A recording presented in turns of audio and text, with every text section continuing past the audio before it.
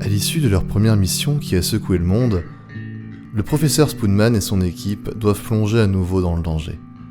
Ils font face à la menace de l'énigmatique Mauvais Goût et de son organisation terroriste high-tech, DC Comics et Marvel. L'équipe parviendra-t-elle à déjouer le plan macabre de cet ennemi aux motivations dérangeantes ? Bonjour à toutes et à tous et bienvenue dans BCRD, l'émission qui parle de comics méconnus qui mériteraient d'être dans votre bibliothèque. Peu de comics m'ont autant marqué que celui dont je vais vous parler aujourd'hui. Messieurs, que feriez-vous si vous deveniez le dernier homme sur Terre ? Oui, vous pouvez répondre en commentaire, je ne vous en voudrais pas de ne pas répondre à voix haute devant votre ordinateur. Quand je dis dernier homme, je ne parle pas d'être le dernier représentant de l'espèce humaine, mais bel et bien du dernier mâle de notre chère planète bleue. Je vous vois venir, bande de coquins, mais non, nous n'allons pas partir dans le graveleux ni dans l'érotisme aujourd'hui, car nous allons parler d'un comics de société, l'incroyable Y, le dernier homme. Publié par le label Vertigo de chez DC Comics avec ses 60 chapitres sortis entre septembre 2002 et mars 2008, Y, le dernier homme nous conte l'histoire de Yorick Brown, le dernier homme sur Terre. Mais enfin, dernier, c'est vite dit, il y a aussi un singe avec lui. Vous savez, ces singes qui sont domestiqués aux États-Unis pour pouvoir accompagner les personnes à mobilité réduite dans la vie de tous les jours ? Ouais, exactement. Ceux-là même. Ce chef-d'œuvre est écrit par Brian K. Vaughan et est dessiné par la superbe Pia Guerra. Brian n'en est pas à son premier essai, il travaillait pour Marvel depuis 1996 et a aussi écrit quelques histoires pour Batman, Green Lantern et même Buffy contre les vampires. Pia, elle, a travaillé quelque temps dans le domaine des jeux vidéo avant d'arriver sur ce projet pour le moins farfelu. Vous l'avez compris, le Y du titre fait référence aussi bien au chromosome Y, principale différence biologique entre mâle et femelle, qu'à Yorick.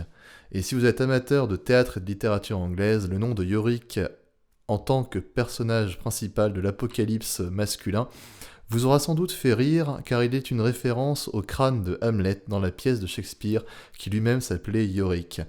Mais si, vous savez, être ou ne pas être. Oui, voilà, ce crâne-là s'appelait Yorick avant d'être mort. Du coup, c'est drôle. Non ? Bon. Le 17 juillet 2002 survient l'événement. Un androcyte planétaire, le monde entier se voit privé de tout chromosome Y. Chaque homme, chaque mâle s'effondre sans vie là où il se trouvait, et ce d'un coup d'un seul, sans aucun signe avant-coureur. L'humanité est donc en proie à une catastrophe nouvelle et inattendue. Les plateformes pétrolières s'arrêtent, les avions pleuvent du ciel, nombre de femmes se suicident pensant à la fin du monde arrivé, mais un point cependant, toute forme de religion s'éteint quasiment sur le coup, l'essentiel de celle-ci étant dirigé par des hommes. Seul un homme survit à tout cela, Yorick. Et il n'a qu'un seul but en tête, non pas se reproduire un maximum comme beaucoup d'entre vous auraient pensé, mais retrouver la femme de sa vie, ou plutôt les femmes de sa vie en la personne de sa mère, sa sœur, et sa copine à qui il a demandé juste avant la catastrophe de l'épouser. Bien évidemment, le fond de ce comics ne se contentera pas de simplement suivre Yorick dans sa quête. Qu'est devenu le monde en l'absence d'hommes ? Comment les femmes ont-elles rebâti la civilisation ? Comment vont-elles réagir en découvrant qu'un homme, tout ce qu'il y a de plus normal, a survécu ? Et surtout la plus grande question de ce comics, pourquoi est-ce arrivé ? Et pourquoi seul Yorick et son singe Esperluette ont survécu ? Esperluette, c'est le nom du singe. Et c'est aussi la touche « et » sur votre clavier. Vous savez, celle de Adam et Ève. Voilà. Bon, que de questions. Et quelle fabuleuse histoire, surtout. J'en fais trop ? Non, vraiment, il faut me croire. Y, le dernier homme, fait partie des premiers comics dits indépendants que j'ai pu lire, et encore maintenant, je considère qu'il est dans les meilleures lectures que j'ai pu avoir avec Invincible, Hellboy, The Boys, attendez un peu, Judge Dredd, attendez un peu aussi, X-O Manowar, on y viendra, et Superman Identité Secrète. Le succès de Y fut tel au moment de sa sortie qu'il marqua considérablement la pop culture américaine. On parle depuis peu d'une adaptation en série télé dès 2020, mais plus important encore, ce titre fit la renommée de Brian K. Vaughan, qui lança 2 ans après le lancement de Y, le dernier homme, Ex Machina, puis Runaway pour Marvel en 2006. N'oublions pas Les Seigneurs de Bagdad, sorti également en 2006 avec le superbe Nico Henrichon au dessin.